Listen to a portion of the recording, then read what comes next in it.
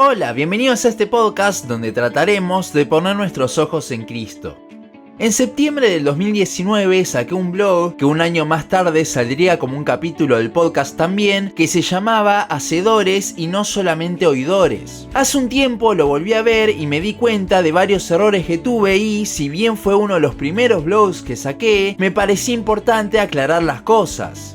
En ese momento los blogs eran mucho más cortos y allí intenté analizar un pasaje tan profundo como lo es Santiago 1, 22 al 25. La epístola de Santiago es quizás una de las más complejas de entender. Es una carta que se debe interpretar bien a la luz del resto de las escrituras. Hasta a Lutero mismo le costaba entenderla a tal punto de querer sacarla del canon bíblico por legalista, entre comillas, obviamente. Sin embargo, sabemos que esto no es así. En el 2019, hace poco que había salido de una iglesia de la prosperidad, y la realidad es que cuando el Señor nos abre los ojos ante esas cosas, nos tendemos a ir al otro extremo. Es por eso que ante la teología liberal que tiene esa iglesia de la que salí, uno suele irse al otro extremo de querer contrarrestar con ley, y no con el evangelio, que es lo que realmente transforma el corazón. Y no es una excusa esto, porque si ya de por sí soy crítico con este tema, habiendo yo mismo hablando de eso, acá vengo a, como diríamos en Argentina, darme con un palo a mí mismo, o a mi yo de ese tiempo por lo menos.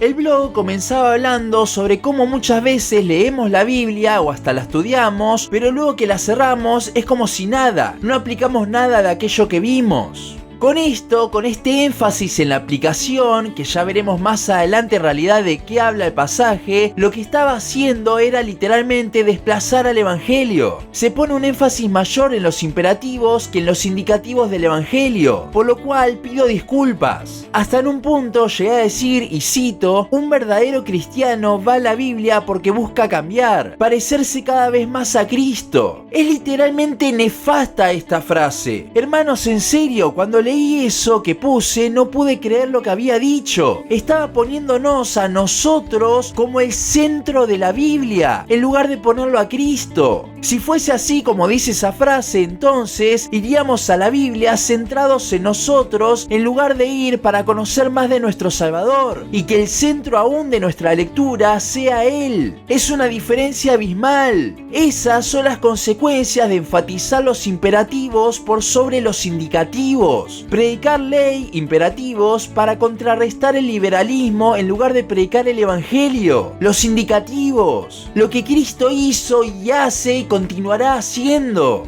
La consecuencia de todo esto es exhortar, entre comillas, a las personas para producir un cambio por ellas mismas. Se les llega a poner una carga enorme porque tenés que cambiar. Se les pone una mochila imposible de llevar, porque lo que transforma nuestro corazón no es nuestra intencionalidad de leer y aplicar la Biblia, sino que es el evangelio. Pero para ver más en profundidad mi error y resaltar la verdad completa, leamos el pasaje de Santiago 1, 22 a 25. Pero sed hacedores de la palabra y no tan solamente oidores, engañándoos a vosotros mismos. Porque si alguno es oidor de la palabra, pero no hacedor de ella, este es semejante al hombre que considera en un espejo su rostro natural. Porque él se considera a sí mismo y se va, y luego olvida cómo era. Mas el que mira atentamente en la perfecta ley, la de la libertad, y persevera en ella, no siendo oidor olvidadizo, sino hacedor de la obra, este será bienaventurado en lo que hace.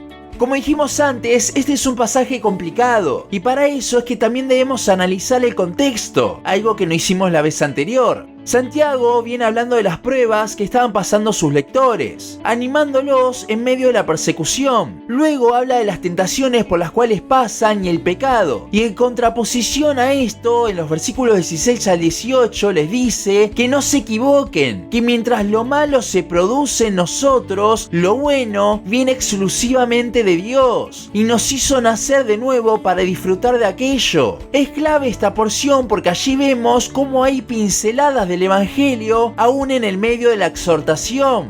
El versículo 19, que es donde realmente empieza esta exhortación, comienza con un "por esto". ¿A qué se refiere? Al nuevo nacimiento que menciona justo antes en el versículo 18. Como dijimos antes, nuestro motivador para ir a la Biblia no debe ser nuestro propio crecimiento, sino Cristo. Y eso es lo que vemos aquí. Es el Evangelio y recordar el mismo lo que nos debe mover, lo que nos debe llevar a oír la palabra y lo que nos lleva también a tener el dominio propio del que nos habla en los versículos 20 y 21. No es por nosotros, sino que es al recordar el Evangelio que sí actúa en nosotros. Una aclaración que hice en ese blog y que sí está bien es que en ese tiempo se oía la palabra más que leerla, ya que no habían copias que podían tener en sus casas. La palabra se leía en las reuniones que tenían, en la congregación.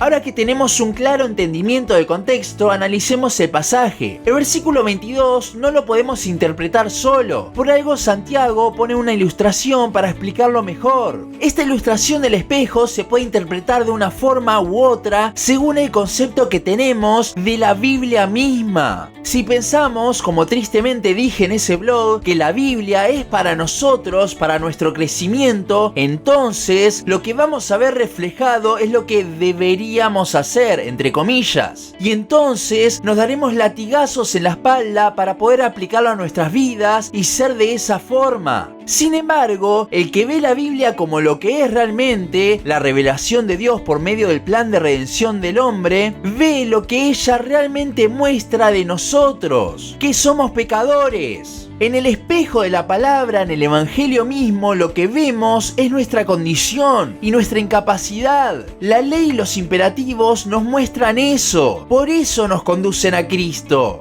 Entonces, el que simplemente es oidor ve su condición al leer la palabra, pero luego se olvida y se apoya en su justicia propia. Pero el que es hacedor recuerda constantemente, persevera en el pensamiento de lo que nos muestra la ley, que no podemos, que somos incapaces y en consecuencia natural actúa.